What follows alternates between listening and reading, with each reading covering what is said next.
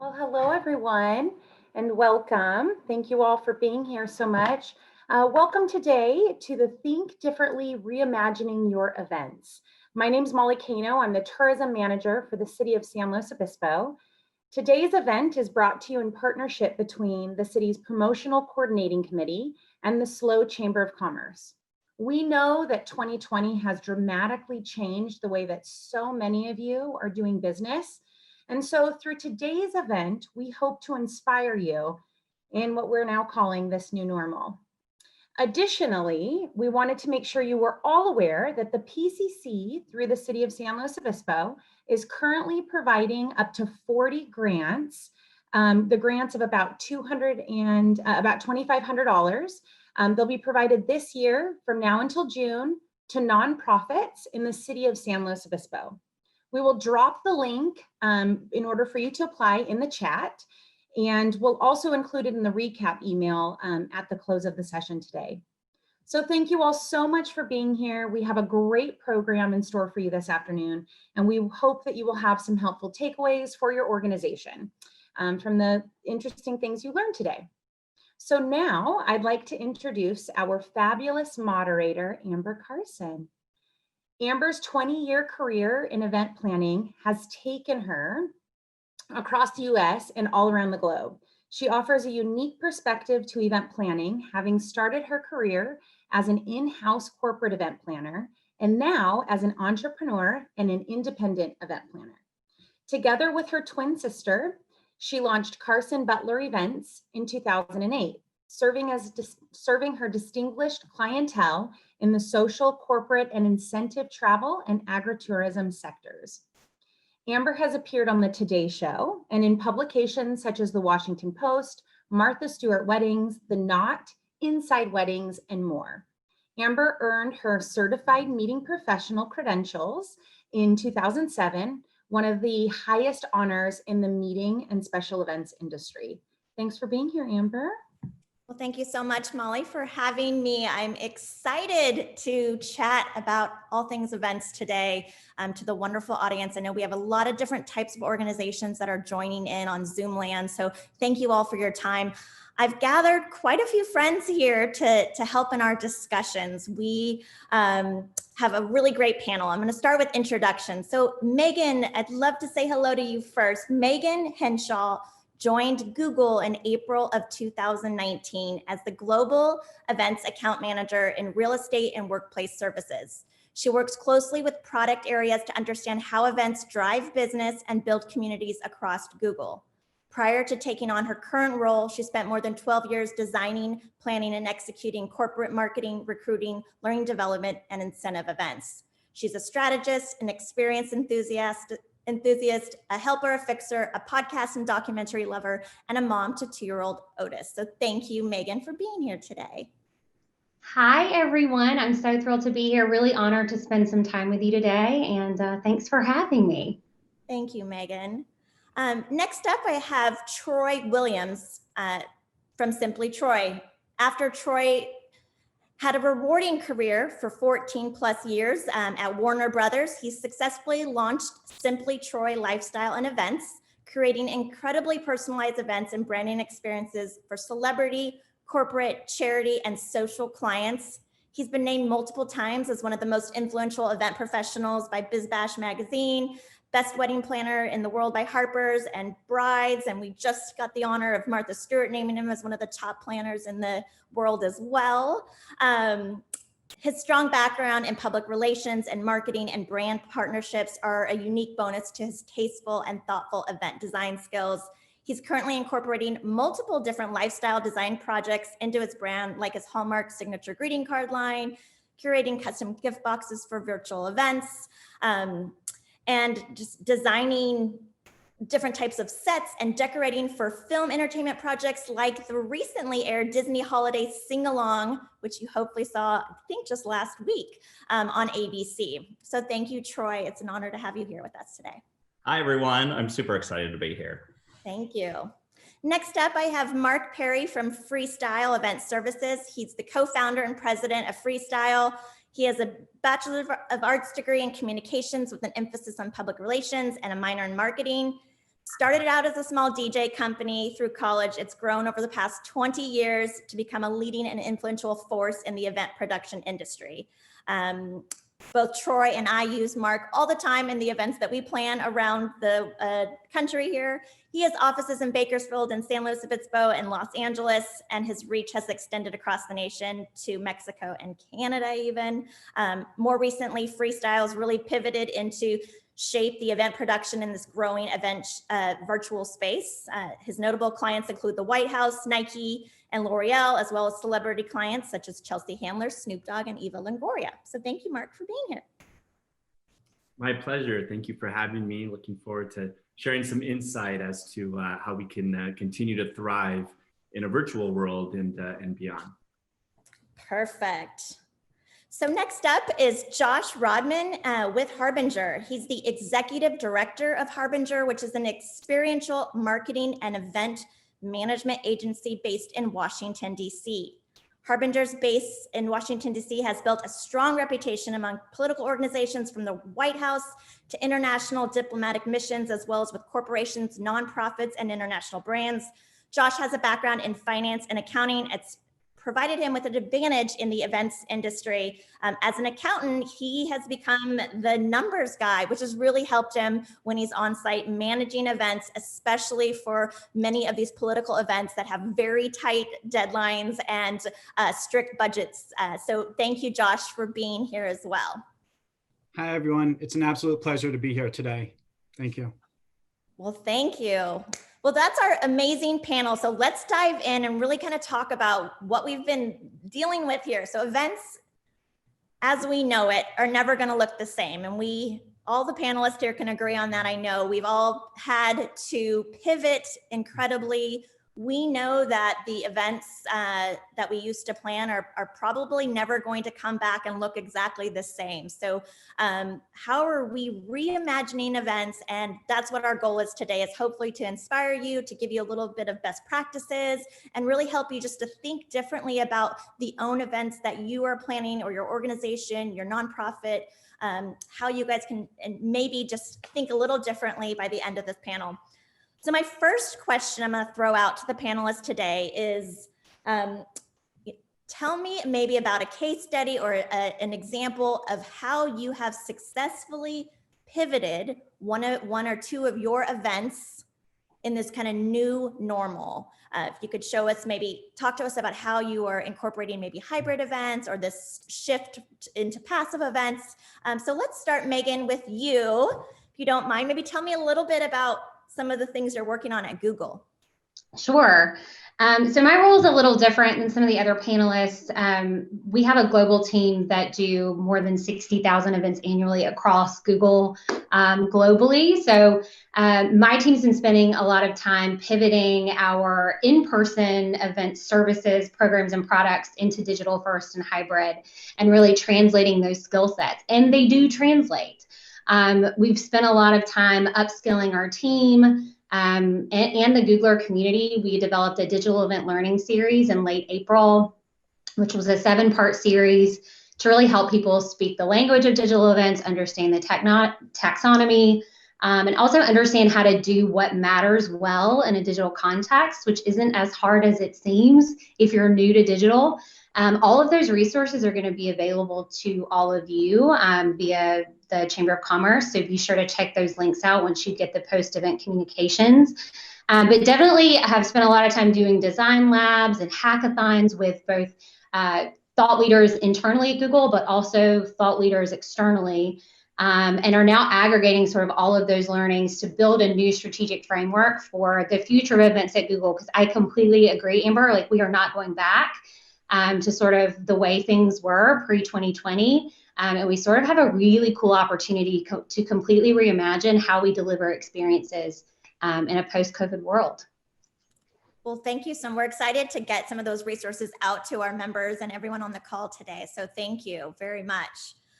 Josh, I'm going to move to you. So I've been, Harbinger's been doing some really cool events over the years, some really big high profile things that we've seen. Most recently, your work with the RNC and the National Convention. I think most of us on the line here today probably tuned in to this wild election year we've had. So if you can maybe talk to us about your RNC client and, tell us a little bit about that experience and the pivots that you had to have in planning that event. Sure. Thank you, Amber.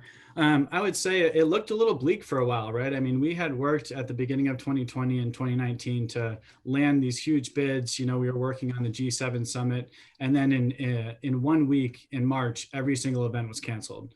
And so we were trying to figure out what can we do, where to go from here. Obviously, we're located in DC, so the big kind of focus changed to helping work on some of the different political events that we could do. Originally, we were brought in to help out with convention just to do some management. So at first it was supposed to be in Charlotte, and then it was changed to Jacksonville. When it was changed to Jacksonville, they asked our team just to go in and do some top end management, right? It got canceled from Jacksonville. So we thought, okay, well, maybe we're not going to do anything because we're 3 weeks out from the day of convention. But no, of course, we got a call 3 days later and it was like, hey, convention is actually going to move to DC. We want your team to do everything from A to Z, from the week-long events to producing it to everything. So it was a little bit of a scramble. And what we ended up doing was what we're calling a hybrid event. So we had different event sites, whether that be Fort McHenry, White House South Lawn, the Rose Garden, multiple different venues. And then what we also did was we pre-taped a lot of discussions and speakers at the Mellon Auditorium. So I think, people that tuned in that week, a lot of what they saw leading up to the actual live shows every night were pre-taped conversations and speeches that people gave. And the media outlets thought that stuff was live, right? And so we found a really interesting way to incorporate what we're calling hybrid events, which has, it still has the in-person component, but a lot of it is pre-taped. So what typically is a 1 week long event turned into kind of days of building out sets to pre-tape and air as if they were live, while also overcoming the challenges of keeping individuals safe in a live event setting. So, we learned a lot about how to make a successful virtual component of an event not feel like a Zoom call, right? And have applied that hybrid virtual event model that incorporates live filming in a studio, so those at home still feel like they came to an event and didn't just tune into somebody speaking into a camera on their laptop. So at Harbinger, we pride ourselves on being able to execute challenging events in difficult venues on impossible timelines. And 2020 has just put us to the test with that. We're grateful to still be around, and we look forward to gathering together again in a crowded convention hall if and when that happens. But the biggest thing that we did over the summer was definitely RNC convention, and it was a whirlwind. So happy it's over. It was fun while it was going on. It's amazing. And again, Josh, thank you. I know you're just finally probably getting to catch your breath a little bit after some crazy weeks on the road. And we really appreciate your time. And I think it is so interesting that a lot of the content that's pushed out that we're watching as viewers really is, some of it's pre-recorded, like you mentioned. And I think that model for events of thinking that not 100% of your content needs to be live, that a successful event typically is some sort of live component that's real time, but a lot of pre-recorded content that gets played and it might feel like it's live. So I think that tip for any organization of any size is really important one. And obviously this is at the largest scale with the whole world watching, but an important and easy best practice that I think a lot of people can adopt. Agreed. So Mark, I'm going to turn it over to you. I know Freestyle, you guys work with many organizations here in SLO County, as well as in the Valley, really helping a lot of nonprofits with their big galas and their fundraisers. And I'd love for you to share with us a little bit about some of the success stories and what you're working on and seeing in that space and how people are pivoting as we look into the 2021 fundraising season. Yes, definitely. So I think that as we see people go into the virtual world with their events, we're seeing more confidence. There was a little bit of hesitation initially. There still is for some people, and I think that's for two reasons. One, I think that there's this hesitation because many might think that a virtual event is an inferior event, and it really isn't. What it is it's an evolution in events. The second reason I think that there's a hesitation there is because people are worried about how they're going to monetize it. So briefly, the virtual event hesitation as it relates to a potential inferior experience in one's mind, I think comes from being accustomed to being on these minor Zoom platforms, maybe for work meetings, for school, and so on and so forth. And so when they think virtual, immediately they think about that type of viewing experience rather than something that's broadcast to masses of people, your publics, the audience that you're trying to reach. A studio build out wherein the viewing experience becomes more like a television production rather than a work meeting. And as people kind of take that leap of faith and venture in, they realize, wow, this is an event experience. This is an experience that's not like a meeting. It's like a seamless, attraction that could draw our people in.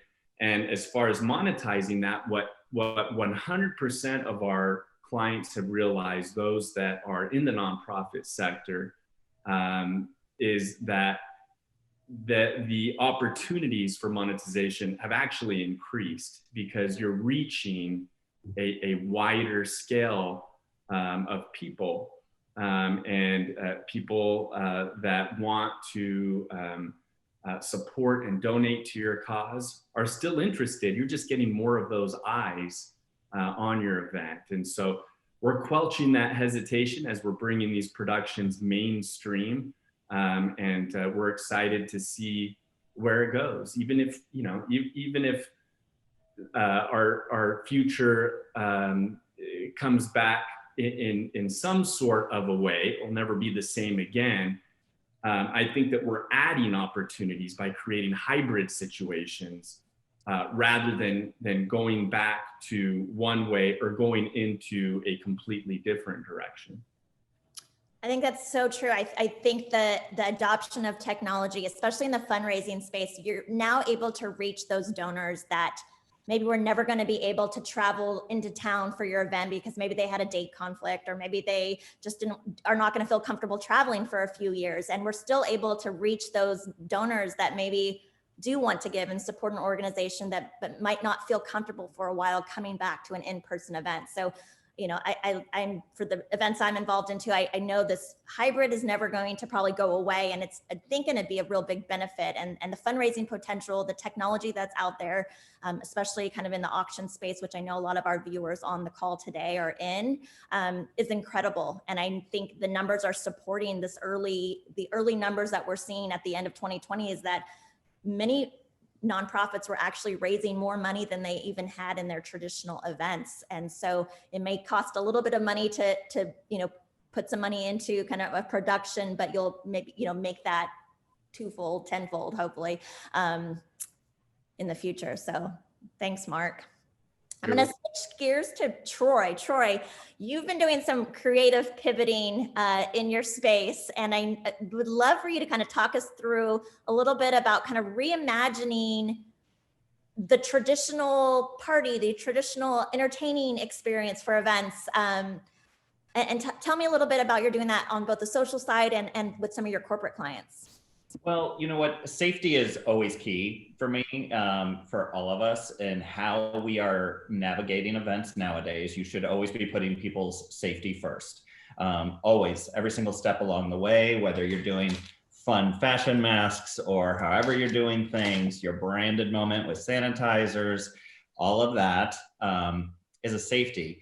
Now, one of the great things about this entire pandemic has been showing people and opening everybody's eyes to, like what Mark was saying, doing virtual hybrid events, doing smaller intimate events that still have an impact that we never gave credit to before. And so some of my clients, one of the great things this summer, Mark helped me with this, was a celebrity client creating an entire screening lounge in her backyard, like this, where she could safely be there with her family or friends, and they're not going out during the summer. And we were able to create something like that. But that's something you could do very fun for your top donors, or do a very social distance picnic. on a great, beautiful park yard in your local city and create an outdoor experience like this, where you have branded moments throughout the entire event, you're fundraising, you've got moments with sponsors, of course, using really clever, tasteful ways to incorporate your brand sponsors who've helped you over the years in these new moments, like I said, with branded hand sanitizer stations and different moments like that. But this is something simple. A lot of my friends have been doing really big drive-in things. Some friends of mine over at the Americana did this big event. A friend of mine, Gina Wade, does the Legion in Hollywood, and that is an outdoor setup drive-in movie theater, you guys.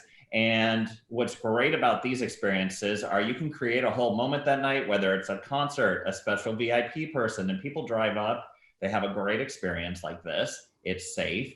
And you can still do your fundraising. I've seen people who've done themes for like a Grease night and everyone's coming in 50s outfits and they're doing fundraising that way. So no, you're not going to go into a ballroom with your rubber chicken dinner for 500 people like you used to, but how we have now started to re-envision things, it's thinking outside the box. And here's the deal. We're never going to go back to the normal. If you're still holding on to that, you honor your past, appreciate the present, create your future. And that's what we're all doing now, is creating all of our futures and thinking. If you're not thinking ahead and how things are going to pivot and change and diversify in the future, your nonprofit, your business is going to suffer as a result.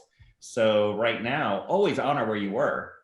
Well, I love this thinking outside the box idea. It's a good segue. So Literally outside the box. I'm surrounded by packages and boxes. I think you and me have both kind of shifted into helping some of our corporate clients or other clients like think a little differently about how they can reach people in their homes. So tell me a little bit about what you're seeing in the sort of gift box and virtual experience model. One of the best things we can do, everybody, and coming from a small town like SLO, is support small businesses. We are all small businesses. And one of the keys, especially with the holiday season, but any season, is helping other small businesses, incorporating them into gift boxes or picnic baskets or different things that you can set up a certain time, whether it's a cooking class virtually, a cocktail class, a baking class, home goods. Like this was for a movie premiere that I got to do for HFPA. And it was all about the Southern comforts of home. It tied into the movie. So I pulled in jams from South Carolina from a small facility there, doing honey, fresh lemons, a beautiful candle, sweet tea recipe that we had, and gave them like Jack Rudy's Cocktail Company, which is a sweet tea syrup, again, from Charleston, all of these kind of things. But then also going that extra step where people don't want to feel like they're getting a box with a printed label that just feels unpersonal. That's when you get in the calligraphy, you guys, and you just find local artists and you have a box that shows up and it feels just like those little moments. Or you take a note that you want to send to your donors and have a calligrapher hand calligraphy that message, have your people sign it. In those little touches, that's what's going to set you apart in this business. It's going to be different. And that's when you're going to make an impression. You make that kind of impression to people and they're going to remember, they're going to want to donate. They're going to want to do business with you. And this is the thing with planners, as you know, Amber, and working with Mark, I've done so much of, is our skill set translates. And sometimes we just have to present it to everybody else that I can do that. Or if people say, oh, I thought you were too big to do this. No, I'm not. Nowadays, yes, we can do small 2 people, 4 people engagement proposals. Yes, we can do gift boxes for people and give them that personal experience in that for their home. And I love the way that you can also like in these gifting experiences, which is definitely a trend that came out of 2020, like just a freight train, the beautiful gift box, but it needs to be more than like open the gift box up, then everybody dial in at the same time and have this shared experience. But I love what you brought up, Troy, about, hire that caterer that would have catered your big gala dinner and work with them to create a to-go option that can be delivered or picked up safely, to your attendees. Support the musicians that would have been playing at cocktail hour and have them. I love the chamber does a great job of this in some of their events where they have the musician playing as we're in the waiting room. Those small vendors that the events industry has been decimated, and as event professionals and people that are tasked with thinking differently, how can we support those people that need our help? And I love, the gifting. We've been able to support so many small businesses, and every, I think, dollar that goes into events, you all know, we spread that love to so many other small businesses as event planners, and that feels really good. I was going to say too, local DJs, hire them to curate playlists for you, dinner playlists, like holiday playlists. This is huge. We're about to hit New Year's Eve, you guys. Valentine's Day is in February. St. Patty's Day is in March. You can pick, there's a day for something that I don't even know sometimes. It's like National Hot Dog Day. It's National Shamrock Day. Like everything is something different. You can create these fun moments for your donors, your vendors, your guests, your clients, and really just give them an experience. At the end of the day, we all have our skill set. That has not been taken away. The way our life has been right now is reforming, and we have to keep moving with it to stay relevant and to help others. At the end of the day, just help each other out. Don't say, oh, we can't do that, and not use people. Like, it's great to use all these different businesses. Mark knows very well, like even when he's doing these virtual things, one of the best things is, setting up a backdrop like this. Set the scene for people. Make it really great. Have your great, whatever it is, your branding set up. He can set up all these amazing, like sets for your people to be on and speaking, and the heads of these nonprofits. Well, I was gonna say that's really important about this time for people who are trying to raise money. You can get access to celebrities and people a lot easier by them not having to traipse all around America. You can get them connected to do really great moments, to have those special moments with your donor base. So that's something not to discount either during this time. Absolutely. Well, there's a question from Leslie out here. So much of sales is dependent on relationship building, and that happens when people are gathered together. And can you provide some examples of how do we recreate that? Well, I think one of the shifts that we're seeing as we all work in different markets, and so, California right now, we're in a very locked down state, but as we see reopenings happening, the scale and size of events. So we've really shifted to this micro event model. And I think many organizations will find that they're actually able to have more meaningful, in-depth, smaller audiences and moments. So instead of having 100 people at your gala, is it you're gathering, your top 10 donors for a really intimate dinner experience curated with the chef, and you're able to maybe have a little bit longer time, face time in front of those people. So relationships are never going to go away. And if we can think differently about, maybe we can't reach everybody the same way, but maybe if we target, our top individuals or divide and conquer and have your sales team reaching out to different segments. But the micro event is really, how we're going to scale back. We're not going to come back at 1,000-person events likely. We're seeing the small event, 10 people, 50 people, 100 people, 250. So every state's a little differently. But thank you, Leslie, for that question. And just a reminder to put your questions in the Q&A tab, and we'll try to get to as many at the end. I'm going to throw it to just some questions that I've prepared for the panelists here. The next one, Josh, I know you're a numbers guy. I want to chat with you a little bit about how the cost of events have shifted and how, for those out on the line here that are going to be thinking about their 2021 budgets, what are the things that we should be shifting our mindset on when we're talking about event budgets? What are some new expected costs? Well, the first that comes to mind is obviously safety. I mean, as Troy put it really well, safety, safety, safety. Your staff, the attendees, the most important thing of these new events that we're doing that are hybrid is safety, right? So there has to be an allocation for money put aside, right? I love that, Troy. Allocation of money put aside for safety, whether that be PPP, whether it be masks and everything else. But what we've done for hybrid and in-person events like RNC convention, before that we did July 3rd and July 4th events for the president at Mount Rushmore and at the South Lawn.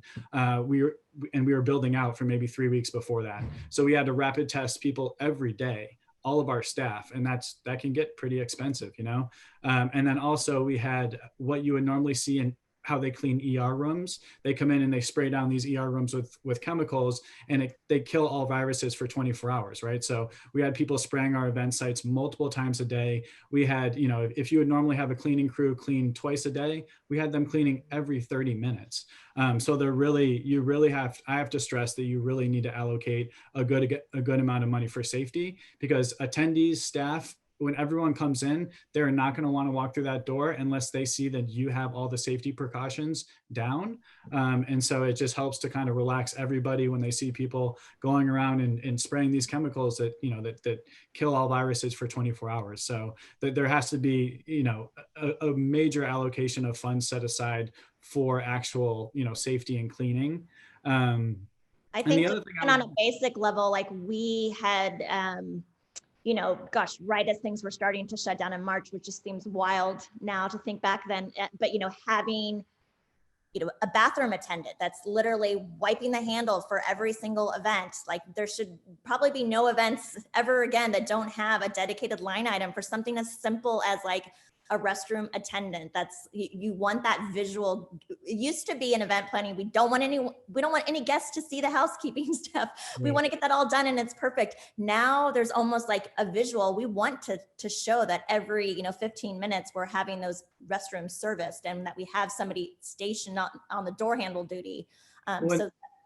And that's a great point. And it also brings about another question of like, how can you repurpose your preferred vendors to do something else that they wouldn't normally be doing? So what we ended up doing is we brought in our preferred security company to take people's temperatures at the door. And then also when they're going in different like hold rooms and staff hold rooms, security would have to look at everyone and make sure that they had wristbands on. Wristbands meaning that they were tested this morning, they came up clean. And so then it's like, it's okay, you guys are good to go into this room. So we also spent a lot of money on security, just taking people's temps at every different room they went in, checking to make sure that the rooms were actually clean, meaning everybody had wristbands on, they were tested that morning and came up clean. I think another big thing as well, when you talk about virtual and hybrid events, is really building out that TV set, right? So at these virtual events, people are still visual learners. They still want to see those branded backdrops. They still want to see banners behind speakers. So a lot of it too is when you talk about these hybrid events, it's really building out the TV studio. And so, you know, I know Mark talked about it a little bit, but you really have to allocate funds to actually building out that TV studio, right? And things that used to be easy, like a 5-person panel. Well, now it's really hard to get a 5-person panel together and put them 6 feet apart and have it not look clunky and weird in the camera shot, right? So normally this brings around other sort of AV tricks where instead of doing a 5-person panel, you still do that same panel, but you just film it differently, right? So you have 2 people come in at a time, and then you have another 3 people come in, you do the panels, and then you edit it so it looks like it's a 5-person panel in real time. So it's just kind of tricks of what you need to do. But I would say COVID related costs, and then also building out these TV studio quality rooms. Those are all big budget line items that are brand new. So. Well, thanks, Josh. You nailed it. I think we will see, and just to reiterate, I think, you know, Mark, you said it earlier too. I think the investment in a little bit more AV and having someone that can actually run, you know, make it feel seamless. So as a event host, you can focus on really those relationships and working, you know, the content that you want to get out, and that you have a professional running behind the scenes. I mean, to me, there's never a dollar, you know, that I don't wish I had more in my AV line item in my budgets. I think it's so key. I'm going to shift gears to a question about stakeholders. So Megan, I'm going to have you tackle it, and maybe Mark, you can chime in here too. You know, how have you been successful in getting the stakeholder on board, whether that's, you know, a board of directors or an executive, you know, on the team at Google, or, you know, how do we get those people that maybe are a little bit more traditional or having a hard time conceptualizing, you know, talk to me about that stakeholder buy-in process. Loaded question. So stakeholder management has probably been the stickiest part of my job since the onset of the pandemic. And I think it's this dilemma of trying to get stakeholders or sponsors to understand the advantages of digital versus hyper focusing on the cons of not being able to bring people together in physical space or not being able to do things the way they historically have done with high success, right? And I think, you know, some of this stuff was already trending before 2020. Like, we already knew that digital events were ideal for content sharing. You have more control over the way your content is packaged and delivered. The life of your content is extended. You have more reach, more diverse audiences, better data and analytics to show ROI. There's better speed to market. Like, all of these things existed previously. I think a couple of the new biggies that have been particularly successful selling points for me this year is the safety of digital events, right? It's going to be safer than anything else you do. It's sustainable, and I think carbon footprint and sustainability is certainly top of mind at Google, but I think a lot of folks, 70% of consumers say that they feel it's important to control their carbon emissions. And then also, events are now a convenient service, and there are things you can do in digital context. You have access to more digitally than you a lot of times do in a physical space or in a live event. One interesting data point around the sustainability is that the carbon or pollution, climate pollution per person for a live event is about 1,000 kilograms. Whereas in a digital context, it goes down to under 10, so single digit. And that's a really compelling statistic, right? And it's just a really powerful data point to have when you're trying to sort of sell a stakeholder who thinks that's important on digital versus in person, especially if you can't do your in-person event the way that you really want to. So those have been some key learnings for me. I think there's also a lot about humanity that's changing during this time. That have made for some interesting talking points and conversation. But as far as digital versus live, those are the biggies. Thank you, Megan. Mark, do you have anything to kind of add on that stakeholder buy-in from, you know, maybe some of the nonprofits that you've worked with? Or yeah, eyes and reach. Once you make clear the amount of eyeballs that you can get on your event by going to a virtual and digital platform, as opposed to a live event, which really narrows your scope because you're localizing it, right? Then those numbers kind of start changing minds a little bit. You know, as you mentioned, there are a lot of people that are old school as it relates to the way that we deliver our message.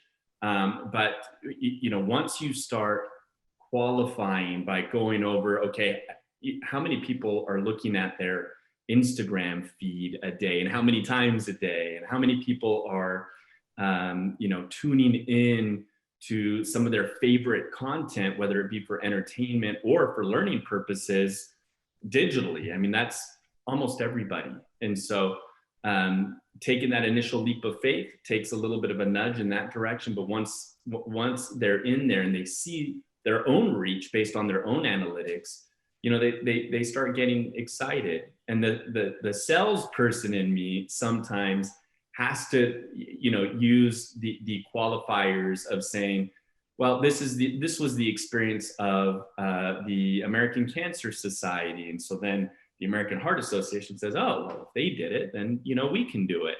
Or the Boys and Girls Club, they made more money than they did at their gala last year by doing it virtually. And then your other organization says, well, you know, we can do that too. We know such and such from that organization, and you know, it personalizes it. It makes it a reality for them. You know, I will confidently say that everybody that has stepped into that space has had a positive experience as it relates to the attendance, reach, and monetization of their event that we've worked with. I think just the technology that we have, I mean, we're not going to get into data analytics here, but the tools that we have as event professionals now have been, you know, are amazing. I've been in this industry for 20 years, and it's just wild the way we used to, you know, do events or sell events. And the more information that we can gather for a stakeholder, and then, you know, help sell the idea, the better. But I'm blown away with how much fabulous reporting, simple tools. I know there's a lot of different auction platforms out there. I use a tool called Octria that really can just help, manage all of your stakeholder information, really give your stakeholders reports, and, how effective was that silent auction, in the first hour versus the second hour. So as we integrate technology into some of these, more traditional ways of planning events, we're able to get to plan a better experience for the attendee, which is ultimately what we're all trying to do. So it's really great, Mark. So next question here, Troy, I'm going to direct it at you.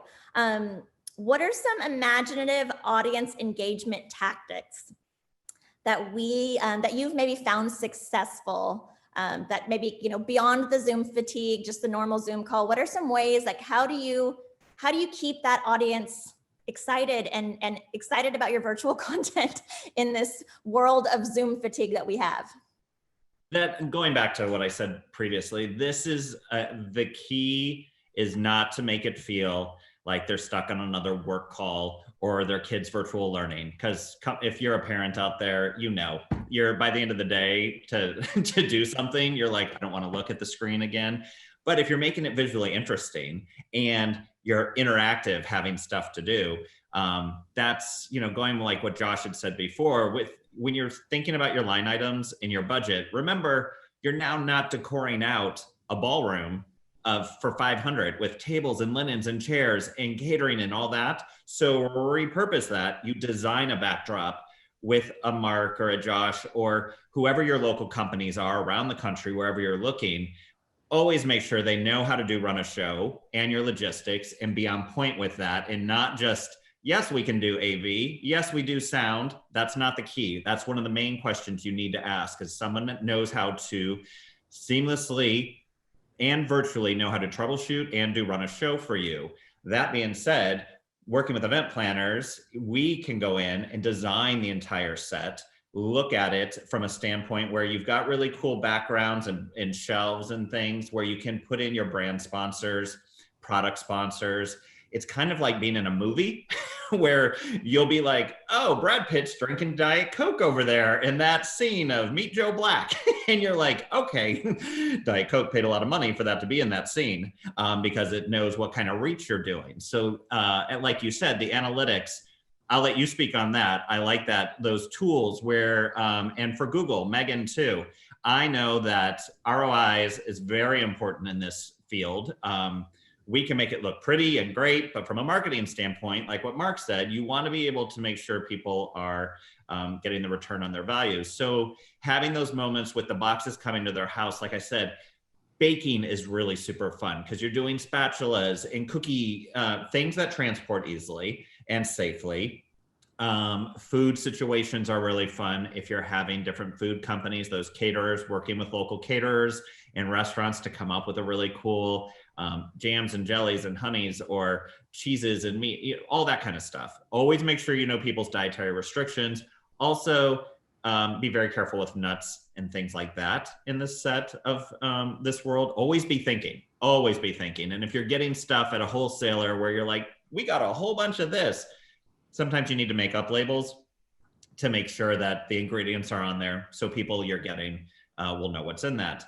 Good advice. I feel like the kind of gift box experience, the chef, that experience of being virtual. So let's think about non-virtual. So more of these like passive experience. I'm going to do a shameless plug. If you haven't been downtown to see Light Up Downtown, Mark was a great partner with us, and thank you to the City of SLO and the Downtown SLO Association for kind of tasking us with an idea of, thinking differently about a parade alternative. So we typically would all gather one night out of the holiday season and everyone would come downtown, and it was like this amazing magical part of our town's experience. And so we were asked to kind of recreate a passive experience that people could do, all month long at their own leisure in a safe, COVID-friendly way. So let's, I know the Dodgers, for instance, have this awesome drive-through experience instead of their, World Championship parade. They've done now this kind of holiday lights experience. So are there any, for the panel at large, are there any other kind of cool passive events that you've seen that are away from a computer that are really cool and different. Troy, you gave the great example of the drive-in, which has been awesome for the summertime. And I think that that's definitely going to be popular as we get back into the warmer months again. Anybody else out there? So Netflix did a drive-through experience for Stranger Things in LA. They did one for the public in LA, and then they did one for all of their employees in Los Gatos. And I actually got the opportunity to talk with the team as they were planning. It was incredibly immersive. They actually had healthcare professionals dressed up throughout the experience to like monitor and make sure that people were being safe and following guidelines, and were incredibly thoughtful and intentional about it. But huge hit, completely safe environment, and rave reviews. So that was one that was really cool that I saw. And they actually used a lot of their existing vendor partners to pull that off. So they worked together to sort of reimagine what that could be. Yeah, it's been fun to see the creativity and thinking differently. And just because your event, was traditionally, in one big room, or if it was just, this last year, it was virtual over Zoom. When we think about the 2021 event season, think about turning all of those ideas off and thinking about something brand new and different. It's been fun to see the passive events that people can, the augmented reality experiences that brands are creating as like walk by, just on the public street, some sort of fun augmented reality app that people are using. And there's different ways to engage your brand. And we're going to see a lot more of that in 2021 as we slowly start to reopen. I know there was a question out there about when can we reopen? I don't think any of us are going to tackle that question today. I'm so sorry. I wish we had the magic ball. Believe me, I wish I knew, but we know that we're all committed to helping the industry with best practices for reopening safely under the parameters that are given at the time. And those keep changing, I know, every minute. So my best piece of advice there is really just to make sure that your event is flexible and that you're able to pivot. If your event is, you're going to plan an event for 200 people, how does it scale back to 50? How does it scale back if it has to be 10 people? How does it scale back if it has to be 100% virtual? So every event that I'm planning for 2021 has a contingency plan A, B, C, and D. So I hope that answers that question. Amber, I thought of something when we were talking. Oh, yeah. Because people keep asking about different things, not just virtual and stuff. I was just thinking, we all come from small town, all over, whether it's SLO or other things. Maybe go back and do some research, you guys, into what movies, TV shows, anything that's ever filmed in your town, who's your hometown stars, whoever you could maybe come up with an idea of how maybe you can reach out to them and maybe do a special Zoom edition chat, or maybe they could reunite for something fun. So many people have been having fun in the movie world, reuniting for causes, and whether it's Legally Blonde getting back together or these different situations. Sometimes people, if you have a negative mindset and say, we can't do that, we're too small, all it takes is some cold calling and really tracking down with a little thing called Google and working that out in this world, you guys, to think differently. And you never know who might say, yes, you know what, that sounds fun, let's do it. Just another way to maybe make something really special that could be a high return on donors and money coming back to your organizations. Yeah, this kind of nostalgic alumni feeling. Do you have, it's your past award recipients, favorite sports figures, big college towns, whatever. Some people are diehard. If you're in Texas, like there's some diehard Friday Night Lights football going on, people. So like that's some money waiting to happen right there for you. So I am going to pose one last question, I think, here before we turn it over to the audience Q&As, which there's quite a few of here. But I think we're going to go for this one next. So I think it'll be a good one. What are the biggest lessons that you've learned over the last 8 months? This is for all panelists, in pivoting your events. What is the biggest lesson or a piece of advice that you can give to? So I want to start with Megan, your best piece of advice right now. Sure. So I think there was actually a lot pre-COVID that was dusty or defunct in our industry. There were some things that we were holding on to that maybe needed to die a while back. So I think my advice would be to capitalize on the opportunity to get creative and innovative and completely reimagine what experience design and delivery can look like. We now have more tools, technology, capabilities at our fingertips and our disposal than ever before. And now, because of this accelerated timeline to digital, right, digital strategies are a very meaningful part of a multi-channel engagement mix and can be deployed in conjunction with live events, instead of live events. Like, I do think we're gonna enter at least a temporary era where, like, how many times have you all walked out of a meeting and said, like, cool, that could have been an email, right? We've all been there. I think there's gonna be a period of time, maybe it's temporary, maybe it's not, where people are gonna be like, all right, that live event could have been a webinar, or that could have been a really convenient digital experience and I could have gotten what I needed by it being delivered that way. So just be thoughtful and intentional about the format and the methodology that you're using, and have fun with it. This is a really exciting time to be in this industry and in events. Great advice. Mark, I'm going to go to you next. Yeah, my advice would be to not be sedentary or apathetic to moving forward. I think we've all gone through our period or periods, or maybe are still in a period of mourning what we were doing and what we had. I think that those that are of the mindset, whether people that are accustomed to hosting events or event industry vendors themselves, people who are just saying, we'll just wait till this is over and then maybe get back to normal. That's not productive, I think, for our industry. I think what we're doing today, reimagining and thinking about the pivots is going to be key for everybody. That's how we move our industry forward. That's how we grow again. And that's how we thrive. I think that if we're continuously mourning, it's just not going to happen for us. Thinking about the virtual events, thinking about the drive-through type experiences, the ambient experiences that we create that people experience in a different way, it is going to be the way forward. So in short, just no more apathy. We got to roll up our sleeves and we've got to move our industry forward.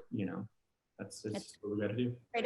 Great advice, Mark. I think we all need to hear that every now and then, over and over again. And I think it's important, as people that are able to help move an industry forward, that we all feel an obligation to help our clients get there too. So, Josh. Yeah, I mean, I think we just all need to be adaptive and think of cutting edge ways to engage our audience until we can all get back to the thing we love the most, and that's making those in-person connections and gathering different groups of people together with one common goal. I think if we've learned one thing, there's a big difference between virtual and in-person events. I think they both have a need, but they're both completely different. So people need and value that in-person connection. They want to take selfies. They want to say, hey, I was with so-and-so and I shook their hand. So I think we just need to be adaptive and think of some cutting edge ways to engage audiences until we can get back to some form or fashion of an in-person connection, some sort of hybrid in-person meetings. Absolutely. I can't scream that louder. I think when we are able to open up more, I hope that there will be this big boom, because I think people are missing, they're finally realizing, you know what, gosh, I took for granted maybe that company holiday party or that I didn't want to go to, or the high school reunion that I put off. It's like, gosh, man, if we could just go to our high school reunions, I mean, would we all show up now? I think maybe. Troy, how about you? I'm going to go just a little different, because we have been talking so much about technology and virtual hybrids, which is great and amazing, and I love it. But personalization. For anybody who is not savvy with technology, and that's maybe not your brand or what it is. The key to making an experience is personalization. So if you're handwriting the letters, if you're sending beautiful notebooks that you've monogrammed for your people, giving them an experience at home, maybe contacting your local florists and having bouquets sent to their homes, tagged with your branding for your nonprofit or your company, or how to make a bouquet at home and sending the materials to them.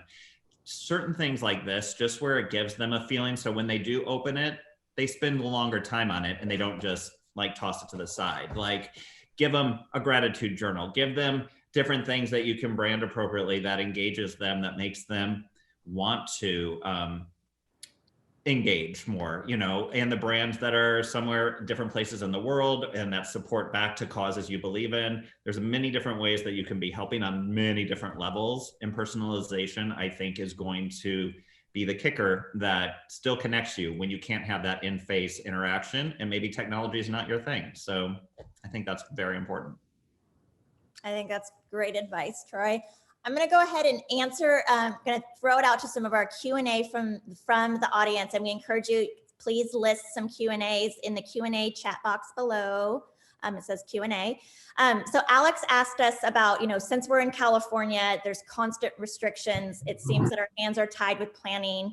So my best piece of advice, I mentioned it a little bit earlier, but I'm going to say, is making sure that you are flexible and that you have the ability to adapt. If we've learned anything in 2020, I think those of us that were able to pivot well and be able to be flexible and bring our clients through that process in a very loving way are the ones that, are around and that are successful. So as you plan your 2021 events, I think California, every week it feels like we're getting some new information. And I know that's frustrating and it's hard, but to Mark's point, we don't want to just live in fear and not move forward. We need to be able to continue planning. And so my advice is, plan for that. If you have there's another question out here about fall 2021 for me, I still have some spring and on 2021 events that personally I'm holding hope for. Everyone else is, everyone's different, but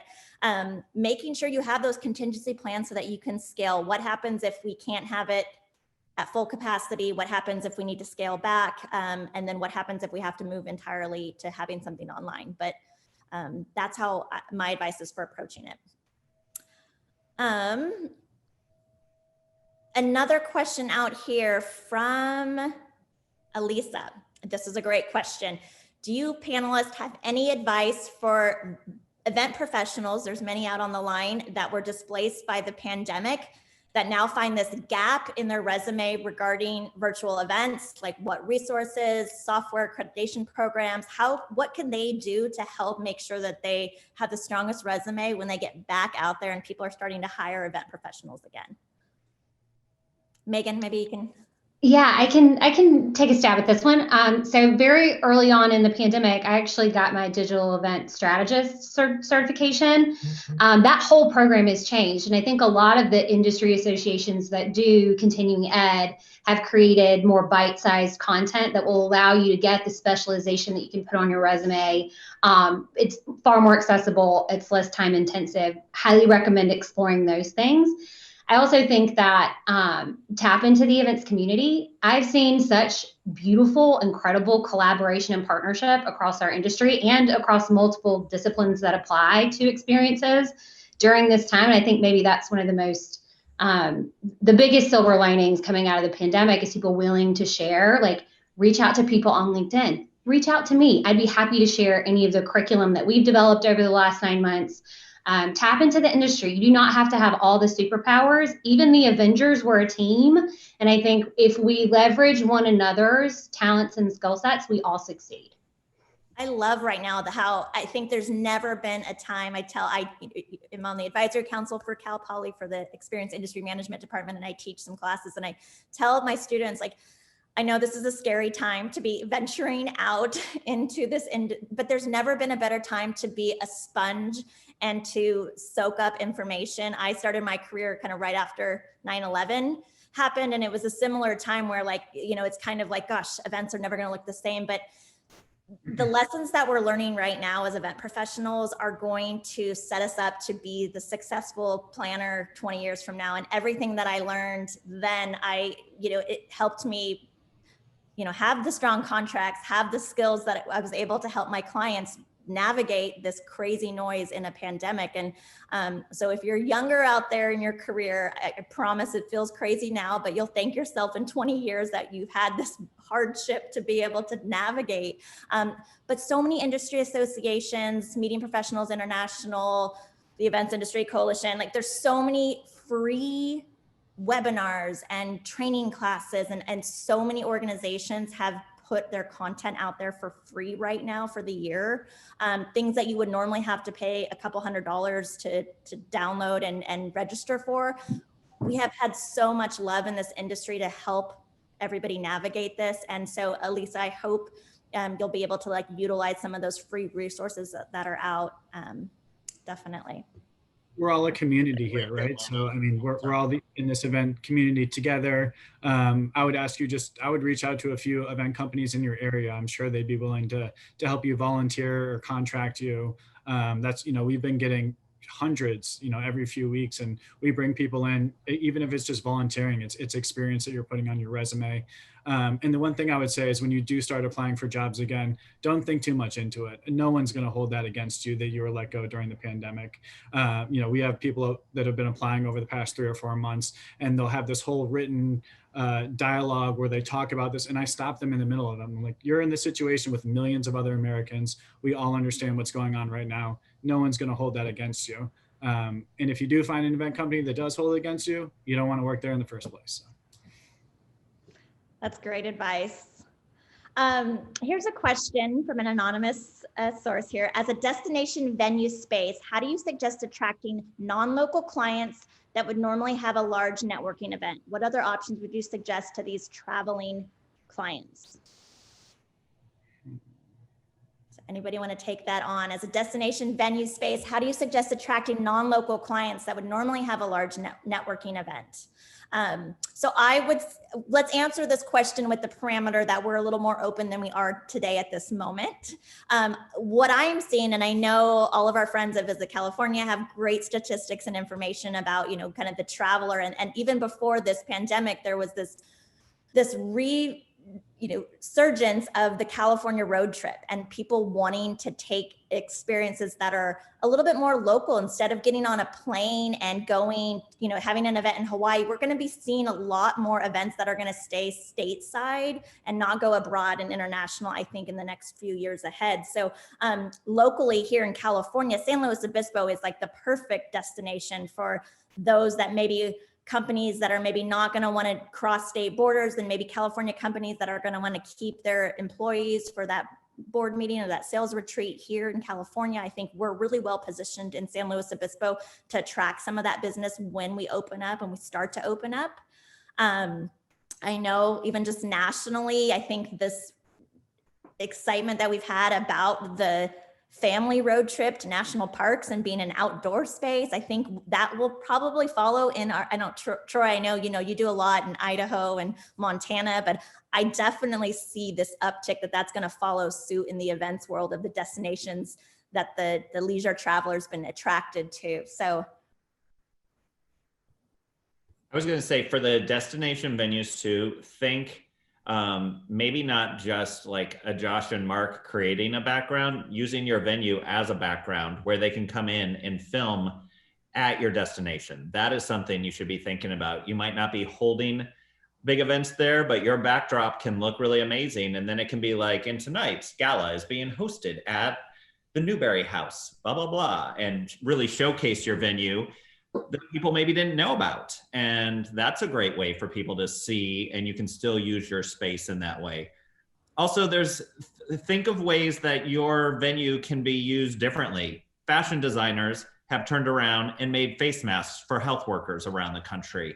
Perfumeries have made sanitizer for people around the country. Think about maybe your place is really big and you could use your facility with partner with your local catering company, and maybe you guys are delivering senior meals and helping out your community that way. And you can set up, a lot of tables with, safety masks, and you guys are helping go out, deliver, food to places. So maybe it's not going to be big, gorgeous weddings being held at your stunning venue or big galas there, but there's ways to think about your space that can still be utilized and make money, and really see, check into scouting locations for movies that are very COVID safe, that are looking for locations around the country, everywhere, and see if your space is beautiful, like pitch location managers. There's many different ways to think about using your space so it just doesn't sit there.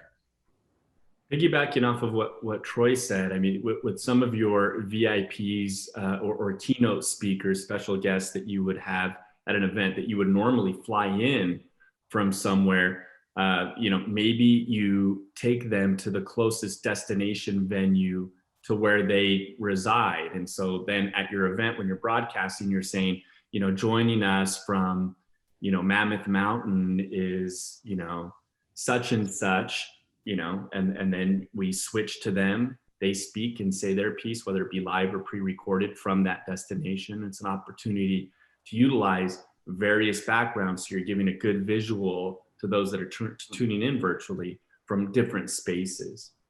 Well, I know a lot of organizations were able to have access now to speakers that we never this is a great example. I thank you to all of my new and old friends here that were so kind to give their time to us. Like we likely might not have been able to get everybody in a different world all in the same room together. I think a lot of organizations are finding success, like, in the wine industry, for instance, we're able to, have producers from France jump on and talk a little bit, to our experiences. And we're able to do some things that maybe we weren't able to budget travel in the past, but we're able to have some of those keynote speakers that are different. And I think that's true at any organization. Just make the ask to people. If there's somebody that can help your organization, people are wanting to help. If you have a smaller nonprofit with a very lean budget for your annual event, this is a year to make those asks, and people are willing to do some things that, maybe that their calendars freed up a little bit more. I want to kind of answer a couple more questions here. Just thinking about, those organizations that maybe have leaner budgets, like how can we think differently about maybe, not throwing resources. Maybe they don't have the budget to put together a gift box and send it out to their membership. Like, what are some things that we have, tools that we have that we can help kind of with maybe public events or the arts that maybe are not going to do a big mailing or a fundraiser, just out in the community for the greater good. One example that I'm loving, the Slow Children's Museum partnered with the Downtown Slow Association this year to do a scavenger hunt for Santa's mouse. And they put these adorable, if you have children or smaller age individuals in your life, they have these little dioramas that are all around town. It's very amazing. It's a very low cost project, but kudos to the Slow Children's Museum and the Downtown Slow Association for building out that activation. I think that as smaller event organizations, like, think creative like that. What are some things that you can do that doesn't mean you have to have a huge budget? If you can have some AV, and have some virtual events, yes, but there's a lot that's happening outside of the computer space too. So other panelists want to talk about community events, maybe with very lean budgets this year? I have a few ideas. So I think just like culinary, right? Like, you want to spend your money on your most important ingredient. So it really is sort of dialing into, like, what exactly are you trying to accomplish, or what's your number one priority for this event? Spend your money there. And there are more digital ways of delivering content or bringing people together than just like a webinar or a live stream. There are podcasts. Audio is the fastest growing space in media right now. So there are other ways to do that. Maybe you don't have a production budget to do scenic and all the things and the video packaging, but how could you deliver something really meaningful? Maybe put your money into a luminary that will draw people in and provide, an authentic experience that way. I think there are a lot of ways to get creative around various digital formats, especially if your primary priority is community and bringing people together. business events tend to live stream everything, but I think community-based events, you could really get creative and come up with some cool ideas to do that. And we need it more than ever. I think those are the organizations, these are the moments of light that we need. I love, in our kind of some of our businesses downtown that have empty store windows, we have partnered with the arts, and they're, having amazing, dance studios that have filmed pieces that are then being displayed in empty windows that otherwise would be empty this holiday season. Mark, you had that great picture of what the symphonies that are recording and putting out content. Some across the nation, some organizations are charging for content, like the Nutcracker performances by ballet companies all around the country. Some are offering that free, some are asking for donations only, some are charging a small little ticket fee to download. So there's not a one size fits all answer. I know there was some question about pricing your digital event, and I wish there was an easy answer, but I think it depends. I think you need to look at kind of your overall organization budget. Like, is this the year that if you have the reserves to be able to put out free content out to your members and the audience you're trying to attract, maybe this is the year to do it, to spread joy and light. And then, when you invest in people, you're never gonna go wrong. Like, they will come back and support your organization when they have the means to. I was going to say, just piggybacking on some of that with some of the questions I see, here's the deal. It isn't always catering to the wealthy and to the big names, you guys. So many times gift boxes and things like that, Target, 99-cent store. If you put together and are thoughtful about how you go in and shop, there's not a single big celebrity event I have ever done that doesn't have Target or something like that involved with it. And you can really make things beautifully and affordable. So I think that's just an old school mindset. It doesn't have to be that way. Really think outside the box and just go, walk around safely and shop at these stores, and you can get cute baskets. And then maybe this is a joy plate, and maybe a hand towel and a spatula, and Jane's local, baking mix. You put that in a little container, and boom, there you go. Boxes can be small. They don't have to be big. Again, it's when you're just thoughtful about things. I think too many people get hung up that it's just only for the wealthy, and it's not. It's about being thoughtful. Thoughtful for anyone, from, $5 donation to $5,000 donation is helpful to your organization. So just thinking outside the box with some of those things, I think will be really helpful to you.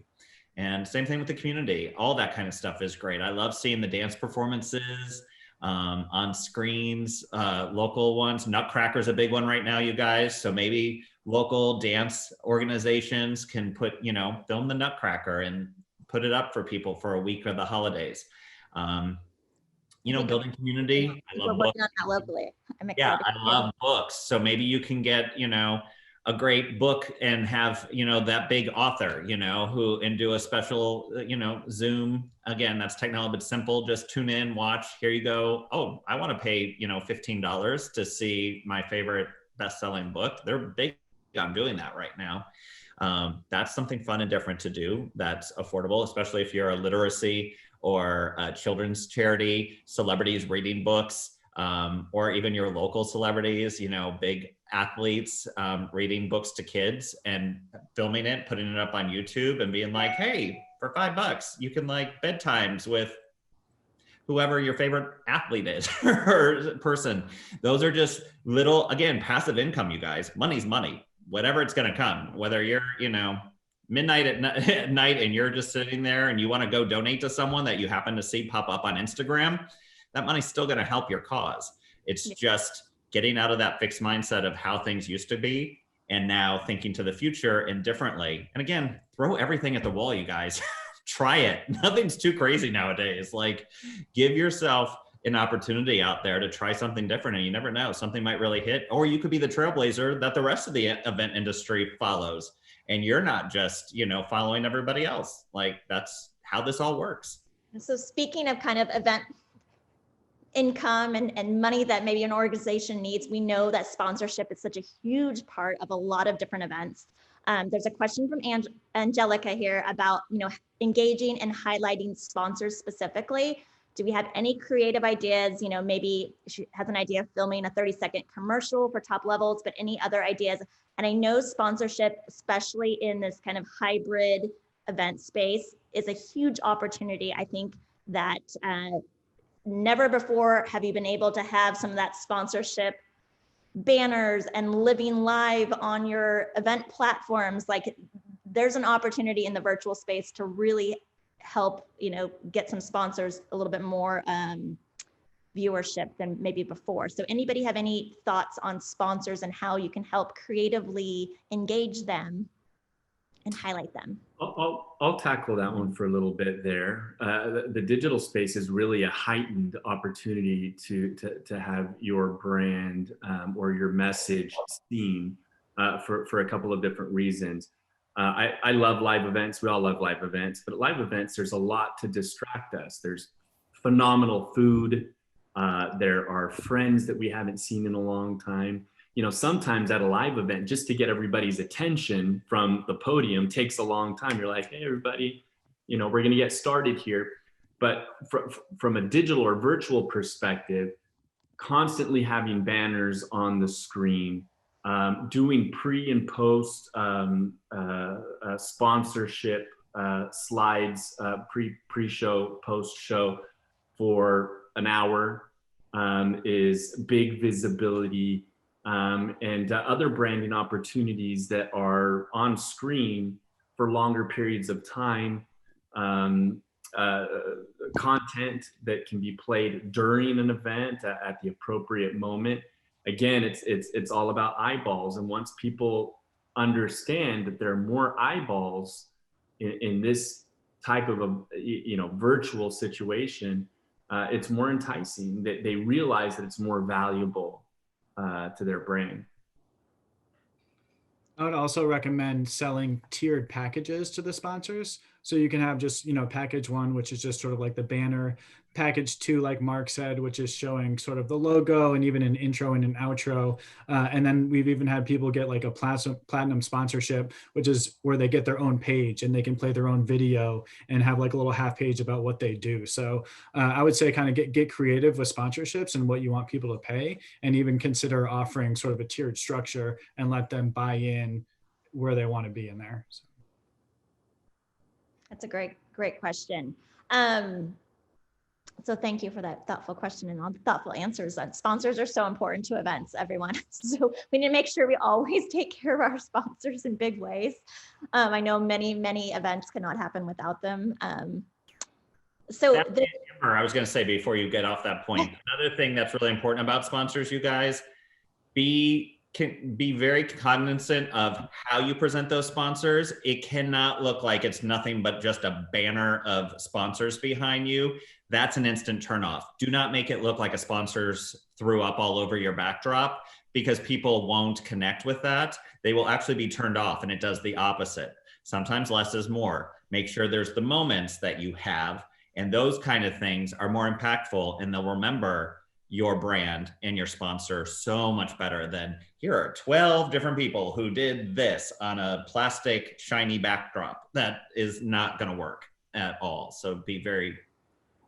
And I would add just like being kind of thoughtful about your sponsors, like doing your due diligence. Like as a small business here in SLO, you kind of get bombarded with the request for asking for people to, donate this or sponsor this. And I'm surprised at how many people don't spend like 5 minutes of time to do a little bit of research, just to like make sure that you're not just spraying out sponsorship requests to people. This is the year to be very thoughtful. So, for me, it's like anyone that knows me knows I love historic buildings and I love history, and, the Historical Society is going to be, a cause that's probably going to be near and dear to my heart.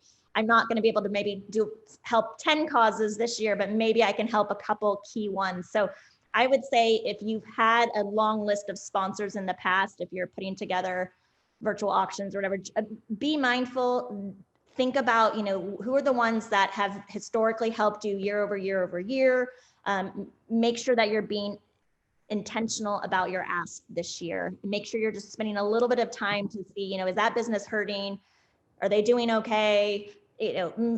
the ask of sponsorship this year will be extremely crucial. But there are people that want to help and sponsors that believe in your cause. And but just my advice would be make sure that you are very intentional about those asks this year, especially. And Amber, same thing with that, with those asks. Right now, we are in such the high point of the season. Think ahead. Again, think about your future and ways you can hit other different upcoming events. Here's to the new year. Again, Valentine's Day, President's Weekend. Think of try and figure out the off times when not every single organization is hitting donors, because sometimes people get donor fatigue and they're just like, okay, I can't save everybody. And they want to, but there's only so much money everybody has to donate. So think, be creative when you are pitching your donors out there. And I just think that's something to think about. And I was sitting here watching my candles, and somebody had asked before, that's another thing. Think about a candle box to people, a DIY make your own candle at home box. That's a really great thing. I just read Etsy's up 200% right now, you guys, with all of the farmhouse and Christmas trends going on. And everybody's wanting to do DIY, and the trends are going through the roof. Etsy's seeing huge increase in sales for things like this. So that's a really fun kind of thing, like a DIY candle kit that comes to your house. That's a little wick trimmer. That's fun. You can sit there, and it's much harder to do, but then you have like unlimited amount of ideas. Well, they just pop up. Package Troy up and have them as a resource. So I love it. It's like I'm writing these down for myself. I'm like, oh wait, that's a good one, Troy. I'm like, there you go, everyone. Okay, so here is, this is kind of a big question, but maybe we'll end on this one. What is the most inspiring pandemic era event trend that you've seen that or event adaptation that you wish you would have thought of first, or an event that you wish you would have produced yourself? So that's a big one. I didn't give you guys a heads up on that. So if anybody have, what's the event trend or adaptation that's happened after this pandemic? I'm going to start. So there is some really cool technology out there. There is a platform called Remo, which this answers another question. We had a hybrid wedding where we had a small micro wedding that was allowed on the East Coast based on the parameters there. So we obviously couldn't have the big event, but we were able to have a virtual reception. So this is a platform that allows, kind of like the Zoom breakout rooms, but allows you to go hang out at a table and a virtual lounge, so that you can actually go and, just like you were kind of seating people, you'd pick up your table assignment number and you'd go walk over to your table and you'd sit and you'd maybe meet some new friends at your table of 10.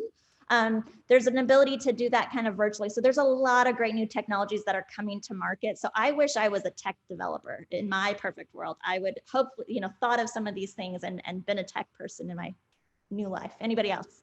Yeah, I was going to say the same thing about the virtual breakout rooms. I think it's, people always want that sort of in-person connection. And so you can always just route people to a landing page and have, 10 or 15 different virtual breakout rooms that they can attend, not having more than, 10 people in a room.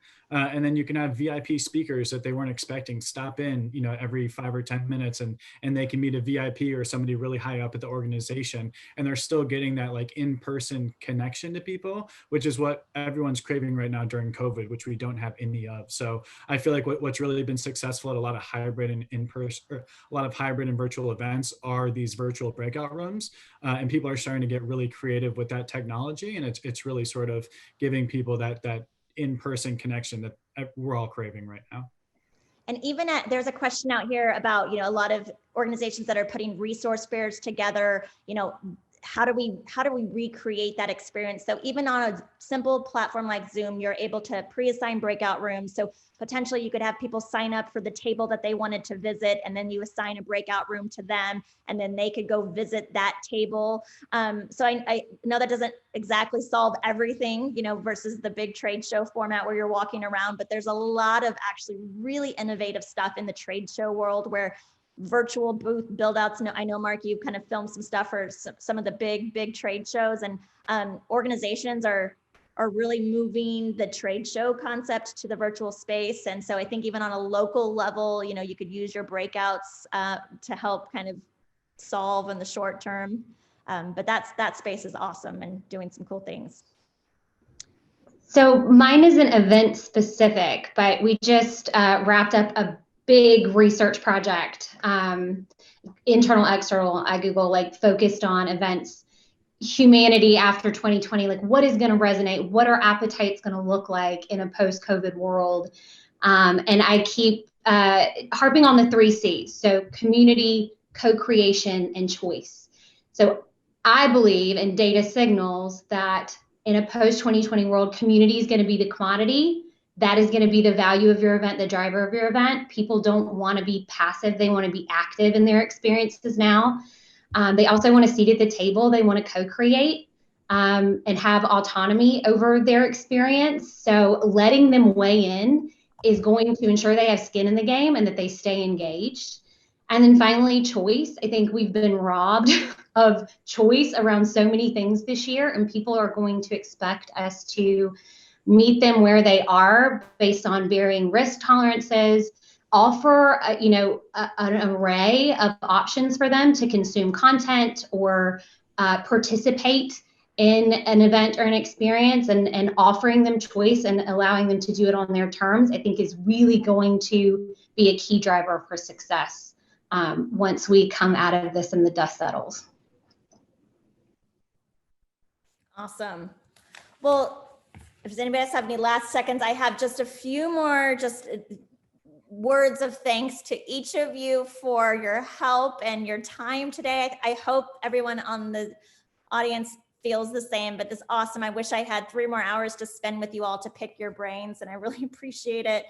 We really want to thank everyone for being here today, all of you out watching in, and for all of the panelists again for sharing their expertise and their vast experience with our community and answering the call to come help San Luis Obispo when it was made. So thank you.